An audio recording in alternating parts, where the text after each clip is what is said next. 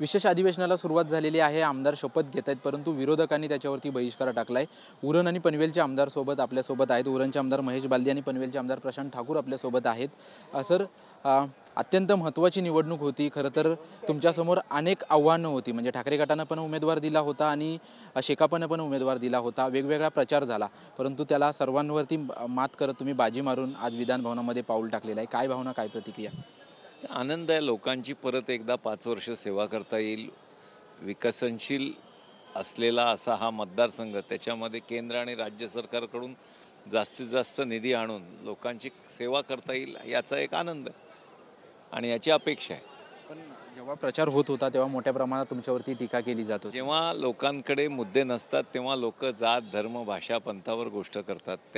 त्याचं काय लोकांनी त्यांना त्याचं उत्तर लोकांनीच दिले। चांगल्या मार्जिनने आम्हाला निवडून दिलं आणि पुढची सेवा आम्ही नक्की करू, हा विश्वास लोकांना आहे। खरं तर सुरुवातीला म्हटलं जात होतं की तुमच्यासमोर ठाकरेंच्या उमेदवाराचं आव्हान आहे, पण अचानकपणे शेकापनं चांगला जोर लावला, परंतु शेकापलावरती देखील तुम्ही मात केलीत आणि शेकापचा एकही उमेदवार रायगड जिल्ह्यामध्ये निवडून नाही आला। हे कलियुग आहे, पैशाच्या जोरावर काही करता येतं। त्याच्यामुळे तो शेका पक्षाचा उमेदवार हा धनाढ्य होता आणि त्यांनी खर्च केला म्हणून तो पुढे आला।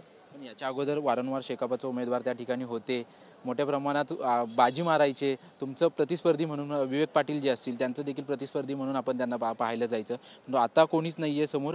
आता भाजपचं आणि महायुतीचं त्या ठिकाणी एक हाती बहुमत रायगड जिल्ह्यामध्ये पाहायला मिळतं। शेका पक्ष हा इतिहास आहे, त्यांचा एकही आमदार नाही। एक आहे, त्यांनी भाजपला मतदान केलं। गेल्या वेळेला एक उमेदवार होता, एक आमदार होता, त्यांनी जयंत पाटलांना मत दिलं नव्हतं। त्याच्यामुळे शेका पक्ष इतिहासाची पानं जशी पलटली जातात तसे पलटली गेली आहेत। आता विकासाचं राजकारण, नरेंद्र मोदींचं, देवेंद्र फडणवीसांचं राजकारण या महाराष्ट्राला हवं आहे।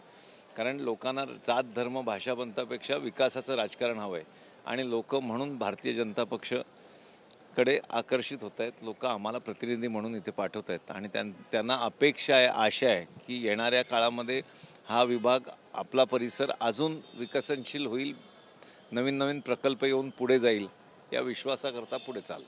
प्रशांत ठाकूर देखील आपल्यासोबत आहेत।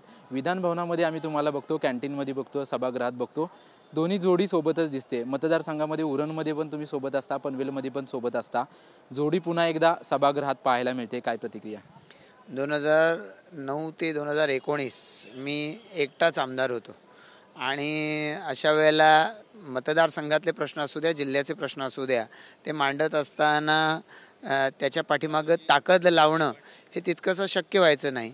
पण महेशजींच्या सोबत काम करत असताना आम्ही एकमेकांना पूरक असं काम करण्यावरती भर देतो आणि त्यामुळे विकासाच्या बाबतीमध्ये कुठलाही निधी आणायच्यासाठीचा पाठपुरावा असू दे, कामाच्या बाबतीमधला पाठपुरावा असू दे, या बाबतीमध्ये ज्या वेळेला एकत्रितपणानं त्या अधिकाऱ्यांना भेटतो, मंत्र्यांना भेटतो, माननीय मुख्यमंत्री महोदयांना भेटतो, त्याचा निश्चितपणानं सकारात्मक परिणाम होतो आणि त्याच्यामुळं लोकांच्याही मनामध्ये एक विश्वास निर्माण झालेला आहे की ही जोडी आमच्या विकासासाठी काम करेल, ही जोडी जिल्ह्याच्या हितासाठी काम करेल। महेशजीने देखील उल्लेख केला की शेकाप इतिहास होता, आता भाजप जे आहे ते पुढे विकास करताना आपल्याला पाहायला मिळतंय।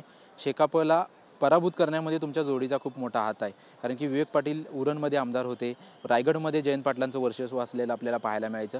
ते वर्चस्व आता कुठेतरी पूर्ण रायगडमधून आता संपुष्टात आलेलं आहे। शेकापचा एकही उमेदवार, ज्या रायगडमध्ये त्यांचे मोठ्या प्रमाणात आमदार यायचे, त्याच रायगडमध्ये आता एकही आमदार नाही आहे। खरं तर आता आपण महाराष्ट्रामधली त्यांची टॅली शून्यावरती येते, कारण त्यांचे निवडून आलेल्या सांगोल्याच्या उमेदवारांनी सुद्धा मला वाटतं की सरकारला पाठिंबा दिलेला आहे। अशा वेळेला आपण पाहू शकतो त्यांच्या कार्यकर्त्यांमध्ये त्यांच्या पक्षाच्या विषयी विश्वास नाही, केवळ कधीतरी वैयक्तिक कामं झालीत म्हणून काही लोक त्यांना चिकटलेले आहेत। पैशाच्या आधारावरती लोक फार काळ तुमच्यासोबत राहणार नाहीत, हे त्यांनाही कळलेलं आहे। आज भ्रष्टाचाराच्या आरोपामध्ये जर 3-3 वर्ष नेता तुरुंगात असेल तर काय करतील?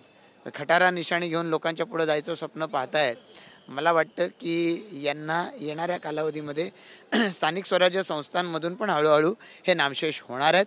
आज त्याची सुरुवात झाली आहे. येणाऱ्या कालावधीमध्ये याचं प्रत्यंतर लवकरच पाहायला मिळेल. कुठेतरी तुमची महायुतीसोबत असेल आणि त्या 2019ला युतीसोबत होती, युती कुठेतरी आता म्हणजे महाविकास आघाडी कुठेतरी डोकं वर काढताना पाहायला मिळते. कारण ठिकठिकाणी तुमच्या विरोधात जसं शेकापने उमेदवार दिले त्याच पद्धतीने महाविकास आघाडीने देखील उमेदवार दिले. शेकाप तुम्ही म्हणता इतिहास आहे, परंतु महाविकास आघाडीला नमवण्याचं मग काम कशा पद्धतीने केलं जाईल? काय आहे की केवळ निवडणुका लढवून लोक तुम्हाला उचलून धरतील असं घडणार नाही आहे. लोकांमध्ये राहून काम करावं लागतं. केवळ कामाचा अनुभव अभिनय करून सोशल मीडियावरती झळकून मीडियामध्ये काही लोकांना मॅनेज करून प्रतिमा संवर्धन होत नसतं. याचं प्रत्यंतर उरणच्या निवडणुकीमध्ये आलेलंच आहे. आणि त्यामुळं मला खात्री आहे महाविकास आघाडी हे केवळ कागदावरती उभं केलेलं आव्हान आहे. प्रत्यक्षात यांच्यामध्ये कुठली ताकद क्षमता नाही. हे पुढच्या सगळ्या निवडणुकांमध्ये दिसणार आहे. एक शेवटचा प्रश्न, मोठ्या प्रमाणात बहुमत मिळाले, अनेकांची इच्छुकांची मंत्रिपदासाठी रांगा आहेत, मोठ्या इच्छुकांची मोठ्या प्रमाणात संख्या आहे. आपलं काय त्यावरती म्हणणं आहे? आपण इच्छुक आहात का? कारण अनेक महामंडळं देखील आहेत. भाजपचे 132 आमदार, 137 ताकद आज भाजपची आहे, 237 ताकद आज आमच्या महायुतीची आहे. अशा वेळेला मंत्रिपद मिळते का यापेक्षा जास्त या सत्तेच्या आधारे मतदारसंघाचे विषय लवकरात लवकर मार्गी लावणं आणि विकास कामांच्या दृष्टिकोनातून मतदारसंघाच्या अपेक्षा यांना न्याय देणं याच्यावरती आमचा फोकस असेल. आणि आम्हाला विश्वास आहे की या बाबतीमध्ये आमचं नेतृत्व आम्हाला कुठेही मागं राहू देणार नाही. आमच्याशी विस्तृतपणे बातचीत केल्याबद्दल आपण पाहतोय की अनेक आमदार या ठिकाणी उपस्थित असलेल्या पाहायला मिळत आहेत. पनवेल आणि उरणचे आमदार जे आहेत आपल्याशी बातचीत केली. महाविकास आघाडी आमच्यासमोर आता आव्हान नाही, केवळ ते कागदावरती आहेत आणि शेकापा आमच्यासाठी इतिहास आहे, अशी प्रतिक्रिया जी आहे ती महेश बालदी आणि प्रशांत ठाकूर यांनी दिलेली आहे. कॅमेरामॅन आम्ही चिकवन सह निवृत्ती बाबर, TV9 मराठी, मुंबई.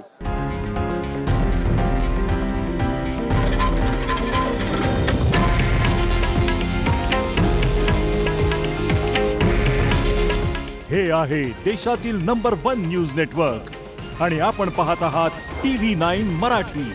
काळजी तुमची, हित महाराष्ट्राचं.